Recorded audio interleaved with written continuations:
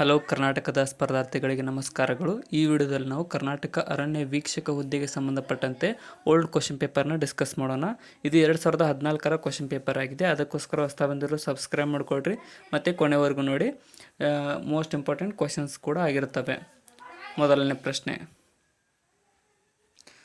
Hamlet, Julius, Macbeth ಪಾತ್ರಗಳನ್ನು ಸೃಷ್ಟಿಸಿದಂಥ ಇಂಗ್ಲೀಷ್ನ ಖ್ಯಾತ ಸಾಹಿತಿ ಯಾರು ಅಂತ ಕೇಳಿದರೆ ಕೆಳಗಿನ ಆಪ್ಷನ್ಗಳಲ್ಲಿ ಇಲ್ಲಿ ಸರಿಯಾದ ಉತ್ತರ ಆಪ್ಷನ್ ನೋಡಿ, ವಿಲಿಯಂ ಶೇಕ್ಸ್ಪಿಯರ್ ಅವರು ಈ ಒಂದು ಹ್ಯಾಮ್ಲೆಟ್, ಜೂಲಿಯಸ್ ಮತ್ತು ಮ್ಯಾಕ್ಬೆತ್ ಅನ್ನುವಂಥ ಪಾತ್ರಗಳನ್ನು ಸೃಷ್ಟಿಸಿದ ಇಂಗ್ಲೀಷ್ನ ಖ್ಯಾತ ಸಾಹಿತಿಯಾಗಿದ್ದಾರೆ.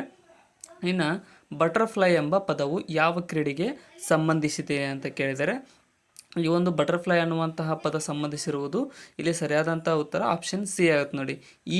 ಈಜಿಗೆ ಬಟರ್ಫ್ಲೈ ಡೈವ್ ಅಂತ ಕರೀತಾರೆ, ಆ ಕ್ರೀಡೆಗೆ ಇದು ಸಂಬಂಧಿಸಿದೆ.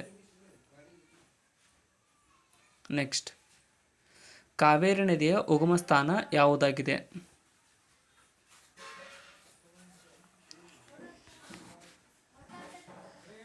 ಸರಿಯಾದ ಉತ್ತರ ಆಪ್ಷನ್ ಬಿ ಆಗುತ್ತೆ ನೋಡಿ. ತಲಕಾವೇರಿಯು ಕಾವೇರಿ ನದಿಯ ಉಗಮ ಸ್ಥಾನವಾಗಿದೆ.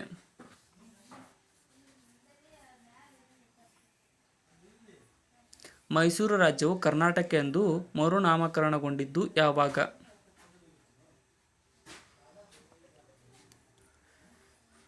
ಸರಿಯಾದ ಉತ್ತರ ಆಪ್ಷನ್ ಸಿ ನೋಡಿ. ನವೆಂಬರ್ 1, 1973ರಲ್ಲಿ ಮೈಸೂರು ರಾಜ್ಯವು ಕರ್ನಾಟಕ ಎಂದು ಮರುನಾಮಕರಣಗೊಂಡಿತು. ಪಿಂಕ್ ಸಿಟಿ ನಗರ ಎಂದು ಭಾರತದ ಯಾವ ನಗರವನ್ನು ಕರೆಯುತ್ತಾರೆ?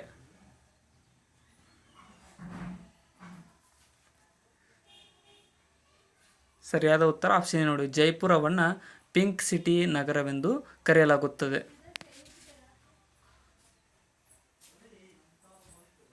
ರಾಷ್ಟ್ರೀಯ ರಕ್ಷಣಾ ಅಕಾಡೆಮಿ ಎಲ್ಲಿದೆ?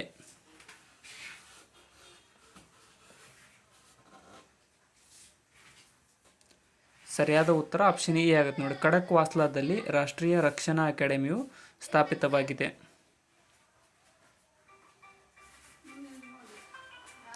ಕೆಲವು ಇತಿಹಾಸಕಾರರ ಪ್ರಕಾರ ಸಿಪಾಯಿ ದಂಗೆಗೆ ಕಾರಣವಾದಂತಹ ಅಂಶಗಳೇನು?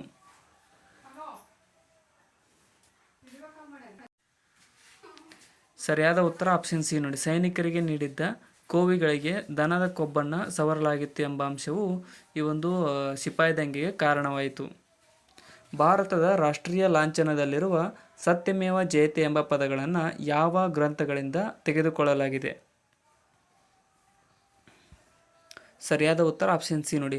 ಮಂಡೂಕ್ ಉಪನಿಷತ್ತುಗಳಿಂದ ಈ ಒಂದು ಸತ್ಯಮೇವ ಜಯತೆ ಎಂಬ ಪದಗಳನ್ನು ತೆಗೆದುಕೊಳ್ಳಲಾಗಿದೆ. ಅಲಹಾಬಾದ್ ಸ್ತಂಭ ಶಾಸನವು ಯಾರ ದಿಗ್ಗಜಗಳ ಕುರಿತಂತೆ ವಿವರಿಸುತ್ತದೆ?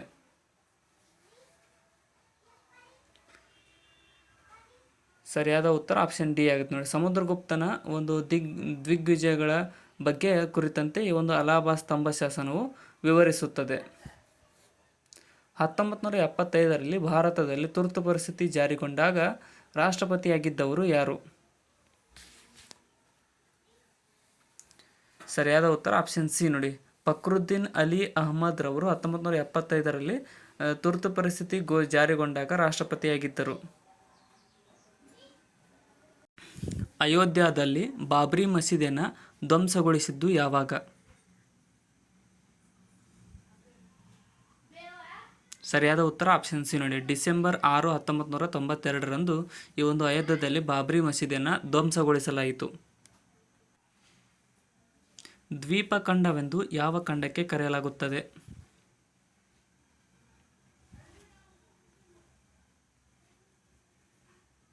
ಸರಿಯಾದ ಉತ್ತರ ಆಪ್ಷನ್ ಡಿ ನೋಡಿ. ಆಸ್ಟ್ರೇಲಿಯಾ ಖಂಡವನ್ನು ದ್ವೀಪಖಂಡವೆಂದು ಕರೆಯಲಾಗುತ್ತದೆ.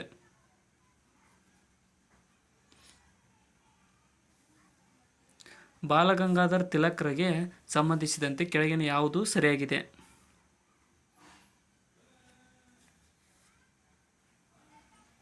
ಇಲ್ಲಿ ಆಪ್ಷನ್ ಡಿ ಸರಿಯಾಗಿ, ಮೇಲಿನ ಎಲ್ಲವೂ ಸರಿಯಾಗಿವೆ ಬಾಲಗಂಗಾಧರ್ ತಿಲಕ್ರವರಿಗೆ ಸಂಬಂಧಿಸಿದಂತೆ.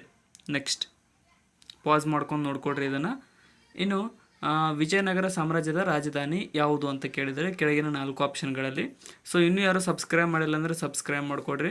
ಡಿಸ್ಕ್ರಿಪ್ಷನ್ ಒಳಗಡೆ ನಮ್ಮ channel Instagram, Telegram, Facebook, Threads link ಇದಾವೆ, ಅವುಗಳನ್ನು ಕೂಡ ಫಾಲೋ ಮಾಡಿಕೊಡ್ರಿ. ಇಲ್ಲಿ ಸರಿಯಾದ ಉತ್ತರ ಆಪ್ಷನ್ ಸಿ ಆಗುತ್ತೆ ನೋಡಿ. ವಿಜಯನಗರ ಸಾಮ್ರಾಜ್ಯದ ರಾಜಧಾನಿ ಹಂಪಿಯಾಗಿತ್ತು. ನೆಕ್ಸ್ಟ್, ಕನ್ನಡದ ವರ್ಡ್ಸ್ ವರ್ತ್ ಅಂದು ಯಾರನ್ನು ಕರೆಯಲಾಗುತ್ತದೆ ಅಂತ ಕೇಳಿದ್ದಾರೆ. ವರ್ಡ್ಸ್ ವರ್ತ್ ಅಂತ ಕವಿ ಅವರು ಇಂಗ್ಲೀಷ್ನಲ್ಲಿ. ಇಲ್ಲಿ ಸರಿಯಾದಂತಹ ಉತ್ತರ ಆಪ್ಷನ್ ಸಿ ಆಗುತ್ತೆ ನೋಡಿ. ಕುವೆಂಪುರವರನ್ನು ಕನ್ನಡದ ವರ್ಡ್ಸ್ ವರ್ತ್ ಎಂದು ಕರೆಯಲಾಗುತ್ತದೆ. ನೆಕ್ಸ್ಟ್, ಅಂಚೆ ಮತ್ತು ತಂತಿ ವ್ಯವಸ್ಥೆಯನ್ನು ಯಾವಾಗ ಜಾರಿಗೆ ತರಲಾಯಿತು?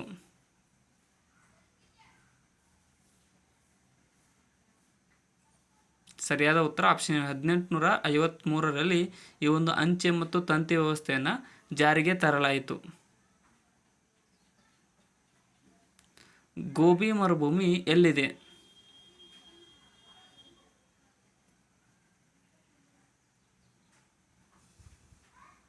ಸರಿಯಾದ ಉತ್ತರ ಆಪ್ಷನ್ ಸಿ ನೋಡಿ. ಚೀನಾದಲ್ಲಿ ಈ ಒಂದು ಗೋಬಿ ಮರುಭೂಮಿಯು ಕಂಡುಬರುತ್ತದೆ.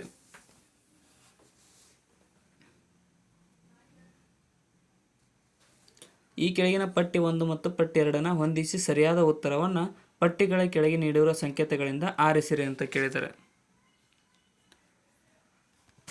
ಇಲ್ಲಿ ಸರಿಯಾದ ಉತ್ತರ ಆಪ್ಷನ್ ಬಿ ಆಗುತ್ತೆ ನೋಡಿ. ಅಂದರೆ ಹಿರಾಕುಡ್ ಅಣೆಕಟ್ಟು ಯಾವ ರಾಜ್ಯದಲ್ಲಿದೆ ಅಂತಂದರೆ ಒಡಿಶಾ ರಾಜ್ಯದಲ್ಲಿದೆ. ಮೆಟ್ಟೂರು ಅಣೆಕಟ್ಟು ಇರುವುದು ತಮಿಳುನಾಡಿನಲ್ಲಿ. ಮಹಾನದಿ ಅಣೆಕಟ್ಟು ಇರುವುದು ಛತ್ತೀಸ್ಗಢದಲ್ಲಿ. ಅದೇ ರೀತಿಯಾಗಿ ನಾರಾಯಣಪುರ ಅಣೆಕಟ್ಟಿರುವುದು ಕರ್ನಾಟಕದಲ್ಲಿ. ಆಪ್ಷನ್ ಬಿ ಸರಿಯಾಗಿದೆ. MGNREGAವು ಯಾವಾಗ ಜಾರಿಗೆ ಬಂದಿತು ಅಂತ ಕೇಳಿದರೆ Mahatma Gandhi national rural employment guarantee act ಅಂತ ಕರಿತೀವಿ. ಇಲ್ಲಿ ಸರಿಯಾದಂಥ ಉತ್ತರ ಆಪ್ಷನ್ ಬಿ ನೋಡಿ. ಇದು 2007ರಲ್ಲಿ ಜಾರಿಗೆ ಬಂದಿತ್ತು.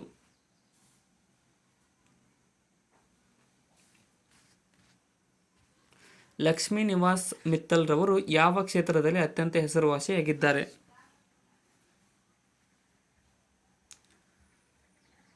ಸರಿಯಾದ ಉತ್ತರ ಆಪ್ಷನ್ ನೋಡಿ. ಉಕ್ಕಿನ ಕ್ಷೇತ್ರದಲ್ಲಿ ಈ ಒಂದು ಲಕ್ಷ್ಮೀ ನಿವಾಸ್ ಮಿತ್ತಲ್ ರವರು ಅತ್ಯಂತ ಹೆಸರುವಾಸಿಯಾಗಿದ್ದಾರೆ. ಬಿಳಿ ಕ್ರಾಂತಿಯು ಯಾವುದಕ್ಕೆ ಸಂಬಂಧಿಸಿದೆ? ಶ್ವೇತಕ್ರಾಂತಿ ಅಂತ ಕೂಡ ಕರೀತಾರೆ. ಇಲ್ಲಿ ಸರಿಯಾದಂತಹ ಉತ್ತರ ಆಪ್ಷನ್ ಎ ಆಗುತ್ತೆ ನೋಡಿ. ಆಪ್ಷನ್ ಎ ಅಲ್ಲ, ಆಪ್ಷನ್ ಸಿ ಆಗುತ್ತೆ ನೋಡಿ. ಹೈನುಗಾರಿಕೆಗೆ ಈ ಒಂದು ಬಿಳಿ ಕ್ರಾಂತಿಯು ಸಂಬಂಧಿಸಿದೆ. ಕುರಿಯನ್ ರವರು ಈ ಒಂದು ಬಿಳಿ ಕ್ರಾಂತಿಯ ಪಿತಾಮಹರು. ಕೆಳಗಿನ ಹೇಳಿಕೆಗಳನ್ನು ಗಮನಿಸಿ ಇವುಗಳಲ್ಲಿ ಯಾವುವು ಸರಿ ಇದ್ದಾವೆ ಅಂತ ಕೇಳಿದ್ದಾರೆ. ಈ 2 ಹೇಳಿಕೆಗಳಲ್ಲಿ ಸರಿಯಾದದ್ದು ಆಪ್ಷನ್ ಡಿ ಆಗುತ್ತೆ ನೋಡಿ. ಅಂದರೆ 2 ತಪ್ಪಾಗಿದ್ದಾವೆ. ಇಲ್ಲಿ ಓದ್ಕೊಳಕ್ಕೆ ಹೋಗ್ಬಿಟ್ರೆ ಕನ್ಫ್ಯೂಸ್ ಆಗ್ತೀರಿ ತಪ್ಪಾಗಿರುವುದನ್ನು. ನೆಕ್ಸ್ಟ್,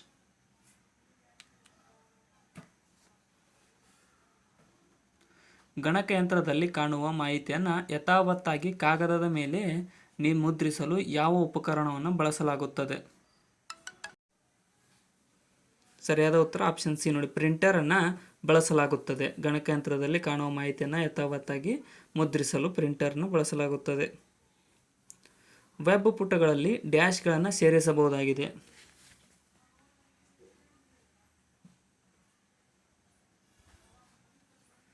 ಸರಿಯಾದ ಉತ್ತರ ಆಪ್ಷನ್ ಡಿ ನೋಡಿ. ಪಠ್ಯ, ಚಿತ್ರ ಮತ್ತು ವಿಡಿಯೋ ಈ 3ಗಳನ್ನು ವೆಬ್ ಪುಟಗಳಲ್ಲಿ ಸೇರಿಸಬಹುದು. ಇವುಗಳಲ್ಲಿ ಯಾವುದನ್ನು ಧಾನ್ಯದ ಕಾಳು ಎಂದು ಪರಿಗಣಿಸಲಾಗುವುದಿಲ್ಲ?